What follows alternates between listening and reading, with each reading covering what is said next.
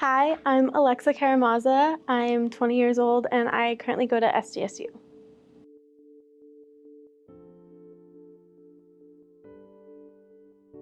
Some of my hobbies are definitely thrifting, going to the beach, looking for sustainable clothing, or just hanging out with my friends, hanging out with family. Yeah, I'd say growing up, my family struggles a lot with alcoholism and drug abuse. My parents don't directly struggle from it, but my brother recently has really struggled from it. And then my grandparents all really have issues with it. And my grandma actually recently passed away because she overdosed after a surgery that she really wanted, but she had a thing for narcotics kind of. So she overdosed on oxys. And that was really hard because growing up, she was always in and out of my life, but my parents were always struggling for money. So she was kind of our babysitter when she could be. But she was always in and out because she would go through spirals. It was definitely hard to watch, especially because she became super abusive. Actually, she was always abusive to my mom, but she became super abusive to the rest of my family too, and just kind of used the church as a reason to be hypocritical. So I don't have the best relationship with God for that kind of, which is really hard because so many people try and talk to me about it, and I'm I literally the most hypocritical woman in my life, went to church every day. Yeah, it's hard to create a relationship with someone that who should be there for you so much, and then preaches all this stuff but then can't follow through with it herself. Is your brother, has he been to rehab and stuff?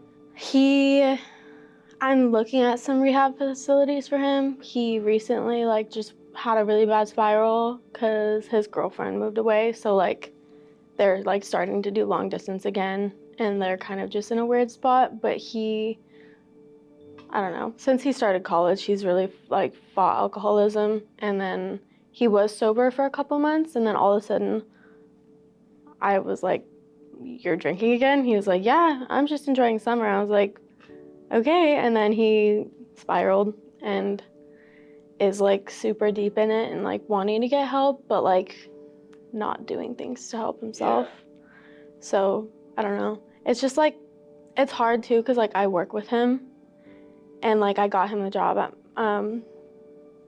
it's called Water Girl, it's downtown, but I got him a job with me, and then some things happened and he's just been kind of on a tangent because now we're downtown, just in the mix of all the party scene, and he just has access to those kinds of things, and everyone in the restaurant industry kind of struggles with alcohol abuse or other abuse, and so he definitely just needs to make some change, and I'm trying to help him through that, but I feel it's kind of just taking a toll on me at the same time. But I love him and he's my best friend, so I can't hate on him too much.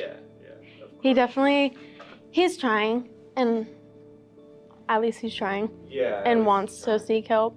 Yeah, he knows that he does have a problem with it, just I think anybody kind of does when they get to that point, but I definitely think it all roots from my grandparents. I think my most recent favorite accomplishment is graduating from San Diego Mesa College. My family never got the chance to go to college really because my parents were both kind of in abusive households, so then they got married super young and they've been together since middle school. Cute little love story, but they never got to go to college, and they kind of just went into my dad's blue collar career, and then my mom works in an office for a loan company, and they kind of just stayed in that life, which is fine, it's not a problem, but they definitely do regret not getting to go to college and longing for that experience. But it's definitely a big accomplishment because nobody in my family got a degree or even went to college. So I got my associate's degree, and I got into San Diego State, and I graduated. So I was the first person to graduate and get a degree in my family. I think the first piece of advice would be to talk to somebody, even just somebody that you know, just mention it and see where that conversation takes you. I found out about my brother's substance abuse just from somebody who he did talk to, and that was a while ago now, but like now I recognize his signs and symptoms of when he's going through it, and I can catch him before he falls. And I think a lot of it is having the support of others around you. And if you don't have that, you'll go through it by yourself. And I watched him go through it by himself the first couple of times, and I didn't recognize it until somebody said something. So as long as somebody knows when you're struggling, it like can make a big difference in how hard you're gonna struggle on your own. It's hard to do it on your own, and then it's hard to like seek help once you're so far in. Definitely mentioning it to someone, or like seeking help from therapy even, or doing your own personal work of like going to the beach, meditating, doing things that you like to try and distract yourself from the addiction, but definitely talking to somebody and seeking help. A goal of mine for the future, it sounds so cheesy when you say it out loud, but like I want to be able to pay off my parents' house. They haven't bought a house yet, but they're like kind of trying to look, just because we moved from Lake Tahoe, and then they've been like renting ever since. But COVID took a lot of money from everyone, I feel like, and it's been really hard.